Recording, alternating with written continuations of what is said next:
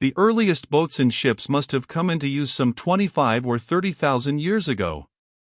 Man was probably paddling about on the water with a log of wood or an inflated skin to assist him, at latest in the beginnings of the Neolithic period. A basket workboat covered with skin and caulked was used in Egypt and Sumeria from the beginnings of our knowledge.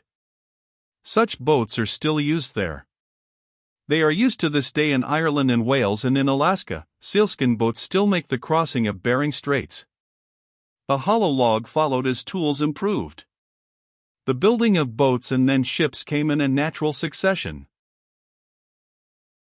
Perhaps the legend of Noah's Ark preserves the memory of some early exploit in shipbuilding, just as the story of the flood, so widely distributed among the peoples of the world, may be the tradition of the flooding of the Mediterranean basin. There were ships upon the Red Sea long before the pyramids were built, and there were ships on the Mediterranean and Persian Gulf by 700 BC. Mostly these were the ships of fishermen, but some were already trading and pirate ships. For knowing what we do of mankind, we may guess pretty safely that the first sailors plundered where they could and traded where they had to do so. The seas on which these first ships adventured were inland seas on which the wind blew fitfully and which were often at a dead calm for days together, so that sailing did not develop beyond an accessory use. It is only in the last 400 years that the well-rigged, ocean-going, sailing ship has developed. The ships of the ancient world were essentially rowing ships which hugged the shore and went into harbor at the first sign of rough weather. As ships grew into big galleys, they caused a demand for war captives as galley slaves. We have already noted the appearance of the Semitic people as wanderers and nomads in the region of Syria and Arabia, and how they conquered Sumeria and set up first the Akkadian and then the first Babylonian Empire. In the west, these same Semitic peoples were taking to the sea. They set up a string of harbor towns along the eastern coast of the Mediterranean, of which Tyre and Sidon were the chief, and by the time of Hammurabi in Babylon, they had spread as traders, wanderers and colonizers over the whole Mediterranean basin. These sea Semites were called the Phoenicians. They settled largely in Spain, pushing back the old Iberian Basque population and sending coasting expeditions through the Straits of Gibraltar, and they set up colonies upon the north coast of Africa. Of Carthage, one of these Phoenician cities, we shall have much more to tell later. But the Phoenicians were not the first people to have galleys in the Mediterranean waters. There was already a series of towns and cities among the islands and coasts of that sea belonging to a race or races apparently connected by blood and language with the Basques to the west and the Berbers and Egyptians to the south, the Aegean peoples. These peoples must not be confused with the Greeks, who come much later into our story. They were pre-Greek, but they had cities in Greece and Asia Minor, Mycenae and Troy for example, and they had a great and prosperous establishment at Knossos in Crete. It is only in the last half-century that the industry of excavating archaeologists has brought the extent and civilization of the Aegean peoples to our knowledge.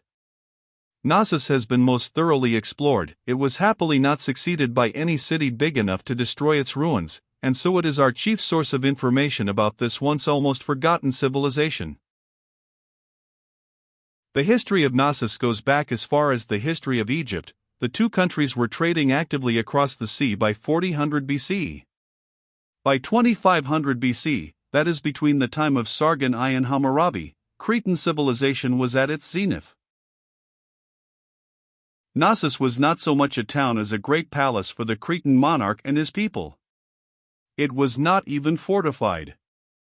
It was only fortified later as the Phoenicians grew strong, and as a new and more terrible breed of pirates, the Greeks, came upon the sea from the north. The Treasure House at Mycenae. The Treasure House at Mycenae. Photo, Fred Boissonnas. The monarch was called Minos, as the Egyptian monarch was called Pharaoh, and he kept his state in a palace fitted with running water, with bathrooms and the like conveniences such as we know of in no other ancient remains. There he held great festivals and shows. There was bullfighting, singularly like the bullfighting that still survives in Spain. There was resemblance even in the costumes of the bullfighters, and there were gymnastic displays. The women's clothes were remarkably modern in spirit. They wore corsets and flounced dresses. The pottery, the textile manufactures, the sculpture, painting, jewelry, ivory, metal and inlay work of these Cretans was often astonishingly beautiful. And they had a system of writing, but that still remains to be deciphered.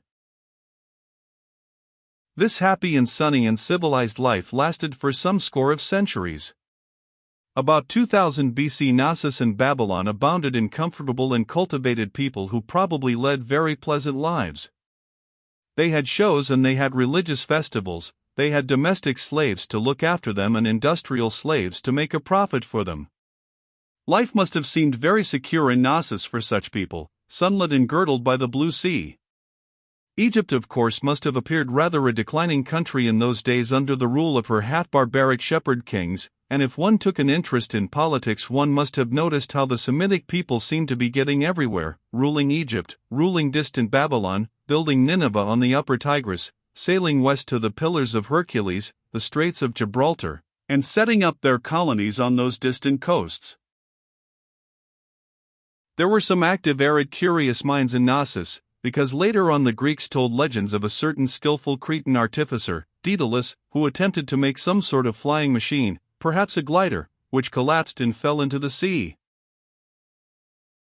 It is interesting to note some of the differences as well as the resemblances between the life of Knossos and our own. To a Cretan gentleman of 2500 BC, iron was a rare metal which fell out of the sky and was curious rather than useful, for as yet only meteoric iron was known, iron had not been obtained from its ores. Compare that with our modern state of affairs pervaded by iron everywhere. The horse again would be a quite legendary creature to our Cretan, a sort of superass which lived in the bleak northern lands far away beyond the Black Sea. Civilization for him dwelt chiefly in Aegean Greece and Asia Minor, where Lydians and Carians and Trojans lived a life and probably spoke languages like his own. There were Phoenicians and Aegeans settled in Spain and North Africa, but those were very remote regions to his imagination. Italy was still a desolate land covered with dense forests. The brown-skinned Etruscans had not yet gone there from Asia Minor.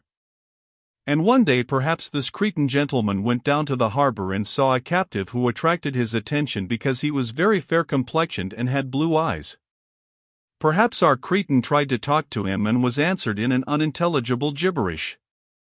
This creature came from somewhere beyond the Black Sea and seemed to be an altogether benighted savage. But indeed he was an Aryan tribesman, of a race and culture of which we shall soon have much to tell, and the strange gibberish he spoke was to differentiate someday into Sanskrit, Persian, Greek, Latin, German, English and most of the chief languages of the world. The Palace at Knossos. The Palace at Knossos. The painted walls of the throne room. Photo, Fred Boissonnas. Such was Knossos at its zenith, intelligent, enterprising, bright and happy. But about 1400 BC disaster came perhaps very suddenly upon its prosperity. The palace of Minos was destroyed, and its ruins have never been rebuilt or inhabited from that day to this. We do not know how this disaster occurred. The excavators note what appears to be scattered plunder and the marks of the fire. But the traces of a very destructive earthquake have also been found. Nature alone may have destroyed Knossos, or the Greeks may have finished what the earthquake began.